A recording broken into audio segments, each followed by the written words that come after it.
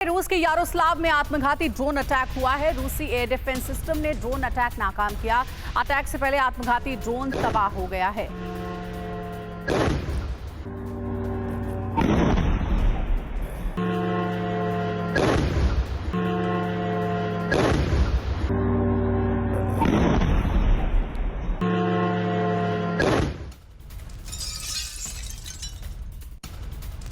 और अगली बड़ी खबर का रुख कर लेते हैं। बैटल ग्राउंड में रूस टैंक पर ड्रोन से अटैक किया गया। बैटल टैंक पर सवार रूसी सैनिकों पर यह हमला किया गया है। हमले में कई रूसी सैनिकों के मौत का दावा किया गया है।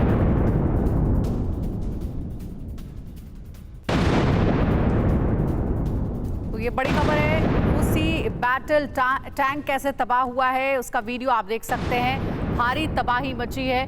ड्रोन से तबाह हुआ है ये टैंक, जो कि रूस का बताया जा रहा है। बड़ा नुकसान रूस को पहुंचा है इस हमले में।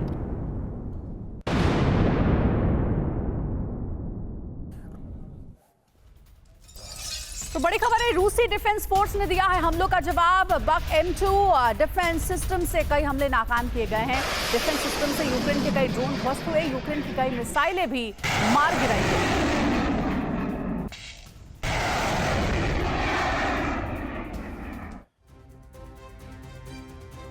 और 2 दिन में यूक्रेन ने रूस के 6 शहरों में कैसे तबाही मचाई, सिलसिलेवार तरीके से जानिए। आधी रात को यूक्रेन ने मॉस्को में 2 बड़े ब्लास्ट किए। हमले में एक SU फैक्ट्री और एक कम्युनिकेशन सेंटर जल गया। बेलगरोद में यूक्रेन ने ड्रोन से हमला कर रूसी सेना के रेडियो स्टेशन और गैस पाइपलाइन को तबाह कर दिया। वोल्गोग्राद में यूक्रेनी फोर्स ने रूस की ऑयल फैक्ट्री और हथियार गोदाम को टारगेट किया। वोरोनिश में रूस की ऑयल रिफाइनरी और कमांड सेंटर पर हमला किया गया। हमले की वजह से दोनों टारगेट पूरी तरह से ध्वस्त हो गए। इसके साथ रोस्तोव में यूक्रेन ने रूस के S-300 और गैस स्टेशन को तहस नहस कर दिया। क्रुक्स में यूक्रेनी हमले की वजह से एक रडार स्टेशन समेत 6 इमारतें नष्ट हो गई। और अगली बड़ी खबर है, बेलगोरोड में रूस का defence system on Strela 10 defence system से जवाबी हमले हुए हैं। यूक्रेन के 100 से ज्यादा ड्रोन किए गए तबाह। स्ट्रेला 10 से यूक्रेन के कई हमले नाकाम हुए हैं।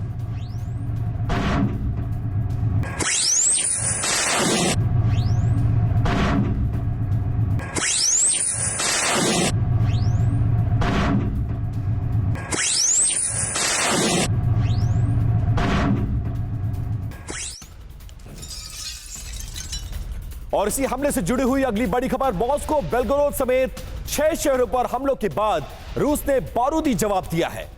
खेरसोन में रूसी सेना का बहुत बड़ा हमला। रूस ने यूक्रेन के कमांड पोस्ट को ही तबाह कर दिया। हमले में यूक्रेन के हथियार और सैनिक पूरी तरह से खत्म हो गए। रूसी रक्षा मंत्रालय ने इस हमले का वीडियो भी जारी किया है।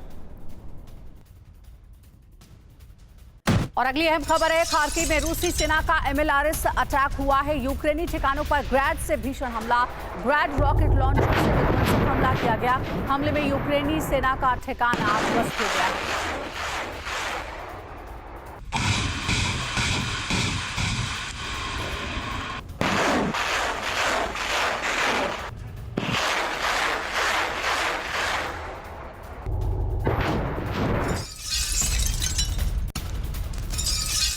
और अब बुलेटिन में आगे बात, यूक्रेन में युद्ध विराम के लिए राष्ट्रपति पुतिन की शर्तों वाले शांति प्रस्ताव की। युद्ध विराम के लिए पुतिन ने अब नई शर्तें रख दी हैं। रूसी कब्जे वाले क्षेत्रों पर दावा छोड़े यूक्रेन, ये पहली शर्त रखी गई है। यूक्रेन के 4 राज्य चाहता है रूस। आधे यूक्रेन पर कब्जा करना चाहते हैं पुतिन। नेटो में शामिल होने की जिद भी यूक्रेन को इसके साथ साथ छोड़नी होगी।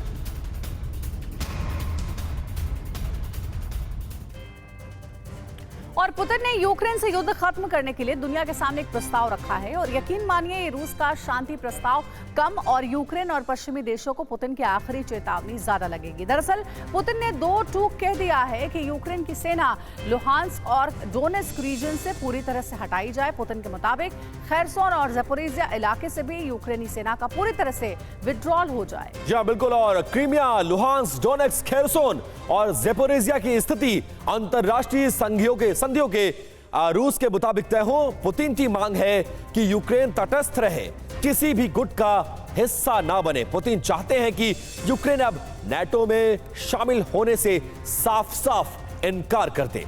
पुतिन की मांग है कि यूक्रेन का न्यूक्लियर फ्री स्टेटस हो। पुतिन ने साफ तौर पर कहा है कि रूस पर लगे पश्चिम के सभी तरह के प्रतिबंध हटाने होंगे।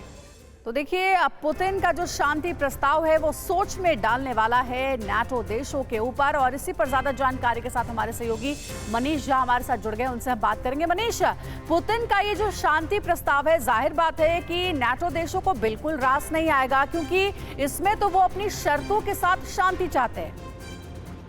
बिल्कुल, देखिए, अगर आसान शब्दों में कहा जाए तो जैसे महाभारत में भगवान कृष्ण पांडवों के लिए 5 गांव देने की बात कर रहे थे, तो पुतिन यहाँ पर यूक्रेन के 5 राज्य को अपने पास रख लेना चाहते हैं। क्रीमिया को उन्होंने पहले ही रखा था, इसके अलावा डीपीआर, एलपीआर, खेरसोन और जपोरिजिया को वो कह रहे हैं कि अपने साथ रखेंगे। लेकिन इसके बाद यूक्रेन को पूरी तरह से आत्मसमर्पण करना होगा, और वो ये होगा कि वो यूक्रेन को ये प्रॉमिस करना पड़ेगा कि वो कभी नाटो का सदस्य नहीं बनेंगे, अपने यहाँ किसी भी तरह का न्यूक्लियर वेपन नहीं रखेंगे। तो कुल मिलाकर ना नौमन तेल होगा, ना राधा नाचेगी। तो यूक्रेन कभी इन शर्तों को मानेगा नहीं, और जब वो नहीं मानेगा तो फिर ये शांति विराम हो नहीं सकता। और अगर ऐसा नहीं होता है तो फिर पुतिन कहते हैं कि फिर आने वाले समय में हालात और बदल जाएंगे, यानी कि तब आगे हमारी मांग और बढ़ जाएगी। बिल्कुल ठीक कहा मनीष आपने कि जो शर्तें पुतिन की तरफ से रखी जा रही है वो शर्तें यूक्रेन कभी नहीं मानेगा। बहुत शुक्रिया इस जानकारी के लिए। आगे बढ़ते हैं। पुतिन के युद्ध विराम वाले प्रस्ताव को यूक्रेन ने सिरे से खारिज कर दिया है। पुतिन के शर्तों पर ज़ेलेंस्की ने जवाब दिया है। ज़ेलेंस्की का बड़ा बयान, रूस से सभी इलाकों को वापस लेगा यूक्रेन, मतलब युद्ध विराम की कोई संभावना फिलहाल नजर नहीं आती। रूसी कब्जे से यूक्रेनी धरती मुक्त कराएंगे, यह कहना है ज़ेलेंस्की का। सभी कब्जे छुड़ाने तक यह जंग जारी रहेगी। और अगली बड़ी खबर है, पुतिन के शांति प्रस्ताव पर नाटो चीफ ने बड़ा बयान दिया है। पुतिन के शांति प्रस्ताव पर बोले हैं नाटो चीफ, रूसी प्रस्ताव शांति लाने के लिए नहीं है। नाटो की ओर से कहा गया है पुतिन के प्रस्ताव में दिखी है आक्रामकता और यूक्रेन पर कंट्रोल चाहते हैं पुतिन। नाटो ने बयान दिया, रूसी फौज यूक्रेन से बाहर निकले। और क्यूबा में रूसी तैनाती से एक्शन में नजर आया अमेरिका। ग्वांतानामो खाड़ी में अमेरिकी अटैक सबमरीन। रूसी सबमरीन के जवाब में अमेरिका ने सबमरीन की तैनाती कर दी है। ग्वांतानामो बेस की निगरानी में यूएसएस हेलेना को भी तैनात किया गया है। रूसी न्यूक्लियर सबमरीन पर अब अमेरिका की पूरी तरह से नजर है। तो नाटो लगातार यूक्रेन की मदद कर रहा है। इससे बौखलाए रूस ने नाटो को कई मोर्चों पर घेरने की प्लानिंग की है। खास तौर से अमेरिका को काउंटर करने के लिए रूस ने अटलांटिक सागर में अमेरिका के एकदम पास न्यूक्लियर सबमरीन और युद्धपोत तैनात कर दिए हैं। उधर अमेरिका ने भी अपनी सबमरीन क्यूबा के पास भेज दी है। अब 2 महाशक्तियां आमने सामने आ चुकी हैं। हालात क्यूबा मिसाइल संकट जैसे हो गए हैं, यानी दोनों तरफ से एक भी गलत कदम दुनिया को तीसरे विश्व युद्ध के दरवाजे तक पहुंचा सकता है। और ऐसे में विनाशक न्यूक्लियर युद्ध की भी आशंका बढ़ रही है। और अगली बड़ी खबर, रूस के एटमी खतरे के बीच नाटो की जंगी तैयारी सामने नजर आई। ब्लैक सी में नाटो फोर्स के डमी हमले दिखाए गए। रोमानियाई फोर्स ने पैट्रियट सिस्टम दागी है और इन मिसाइलों को प्रदर्शन किया है। पैट्रियट मिसाइल से डमी टारगेट को ध्वस्त करके अपनी ताकत का प्रदर्शन किया गया है। और अब बात करेंगे इजरायल के 2 वॉर फ्रंट्स की। ब्रेकिंग न्यूज है, इजरायली फाइटर जेट का लेबनान पर हमला, हिजबुल्लाह के ठिकानों पर एयर स्ट्राइक। ओडाइसे और कफर खेला हिजबुल्लाह ठिकाने तबाह। लेबनान में 300 हिजबुल्लाह लड़ाके मारे गए।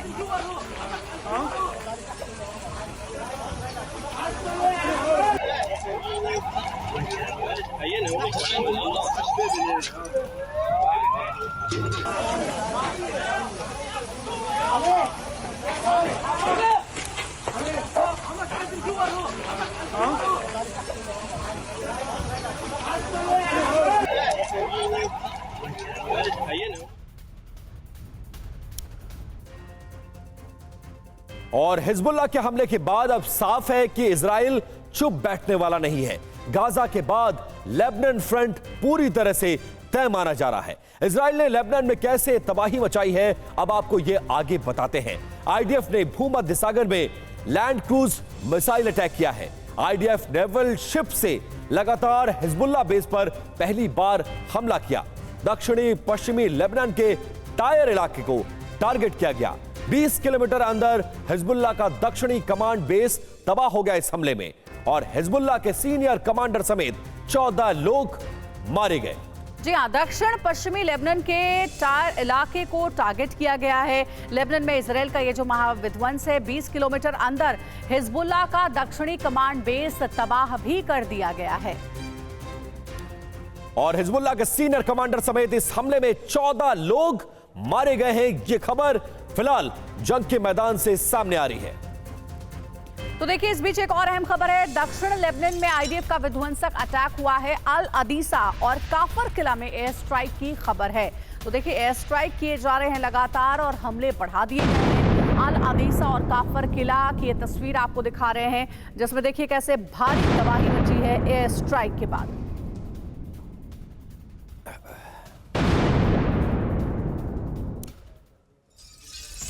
और इजराइल के हमलों का पिछले 72 घंटे में हिजबुल्लाह के 16 ड्रोन अटैक, 11 ड्रोन हमलों को आईडीएफ ने फिलहाल नाकाम कर दिया है और दोनों तरफ से जवाब दिया जा रहा है। ना आईडीएफ रुकने को तैयार है और ना हिजबुल्लाह। और बड़ी खबर है, बात करेंगे G7 में बढ़ते भारत के दबदबे की। कहा जा रहा है कि G7 समिट से भारत अब लौट रहे हैं प्रधानमंत्री नरेंद्र मोदी। इटली में कई राष्ट्राध्यक्ष से पीएम मोदी की मुलाकात हुई है। पीएम मोदी ने सोशल मीडिया साइट एक्स पर लिखा है, कई विश्व नेताओं से मुलाकात और कई विषयों पर चर्चा हुई। G7 समिट बहुत ही उपयोगी रहा।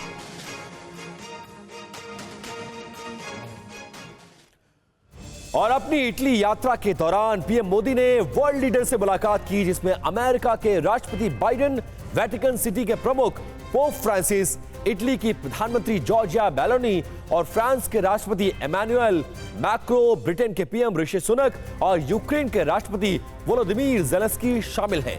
पीएम मोदी की ये तस्वीरें वैश्विक महाशक्तियों के बीच भारत का दमखम दिखाती है। आइए आपको बताते हैं कि प्रधानमंत्री मोदी ने G7 के मंच पर क्या कहा है। उन्होंने कहा कि ग्लोबल साउथ वैश्विक अनिश्चितता का खामियाजा भुगत रहा है। ग्लोबल साउथ की चिंता विश्व मंच पर रखना जिम्मेदारी है। दुनिया में साइबर सुरक्षा जैसी चुनौतियां मौजूद हैं। आने वाले समय को हरित युग बनाने का प्रयास हो। भारत ने AI को लेकर राष्ट्रीय नीति बनाई है। समाज के हर वर्ग को टेक्नोलॉजी का लाभ मिले। हमारा संकल्प 2047 तक भारत को विकसित बनाना है। और अब आपको बताते हैं कि G7 के लिए भारत इतना जरूरी क्यों है। कोरोना जैसी त्रासदी के बाद सत्ता में वापसी, 2019 से हर साल G7 में शामिल होने का भारत को न्योता मिला। भारत दुनिया की सबसे तेजी से बढ़ने वाली इकोनॉमी है। भारत ने जनसंख्या के मामले में चीन को भी पीछे छोड़ दिया है। भारत की जीडीपी ब्रिटेन, फ्रांस, इटली और कनाडा से भी ज्यादा है। रक्षा बजट के मामले में भारत दुनिया में तीसरे नंबर पर है। दुनिया को चीन की जगह भारत जैसी जिम्मेदार शक्ति की जरूरत है। इंडो पैसिफिक में चीन के दखल को रोकने के लिए भारत बहुत ज्यादा जरूरी है। G7 में भारत का होना ग्लोबल साउथ के महत्व को दिखाता है। कुछ सालों में भारत के G7 के स्थायी सदस्य बनने की भी पूरी संभावना नजर आती है। जम्मू कश्मीर में आतंकियों के खिलाफ चलाए जा रहे सर्च ऑपरेशन से जुड़ी अपडेट है। जम्मू कश्मीर में सेना का बड़ा तलाशी अभियान। डोडा में एसओजी ने चलाया है सर्च ऑपरेशन। सेना और जम्मू कश्मीर पुलिस का ड्रोन से तलाशी अभियान। तो देखिए, डोडा में एसओजी ने चलाया है अपना सर्च ऑपरेशन, जिसमें सेना और जम्मू कश्मीर पुलिस का ड्रोन से तलाशी अभियान ऑपरेशन चलाया जा रहा है।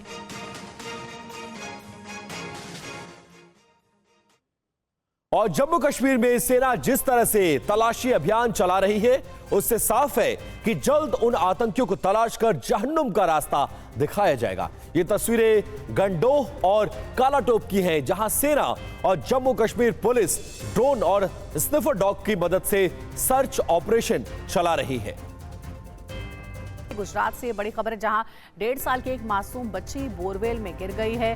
उसको बचाने के लिए ऑपरेशन लगातार चलाया जा रहा है। रेस्क्यू ऑपरेशन में जो रेस्क्यू टीम है वो जुटी हुई है। गुजरात के अमरेली की ये तस्वीर आपको दिखा रहे हैं। देखिए, अमरेली में बोरवेल में मासूम बच्ची गिर गई है। 45 फीट की गहराई पर फंसी है बच्ची को बचाने के लिए रेस्क्यू ऑपरेशन जारी है।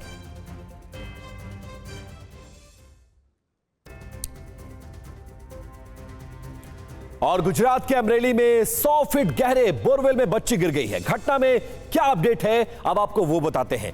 50 घंटे से बच्ची को बचाने के लिए यह रेस्क्यू ऑपरेशन चलाया जा रहा है। एम्बुलेंस की मदद से ऑक्सीजन सप्लाई भी उस तक पहुंचाई गई है। 45 से 50 फीट के बीच में यह मासूम बच्ची आरोही फंसी हुई है। रोबोट की मदद से बच्ची को बचाने की कोशिशें जारी हैं। कल खेलते खेलते बच्ची बोरवेल में गिर गई और जो बच्ची बोरवेल में गिरी है उसका नाम आरोही बताया जा रहा है। और फिलहाल ये तमाम कोशिशें उस बच्ची को बचाने की है, जहां पर आप लोकल पुलिस आपको नजर आ रही होगी, एसडीआरएफ आपको नजर आ रही होगी और एम्बुलेंसेस नजर आ रही है।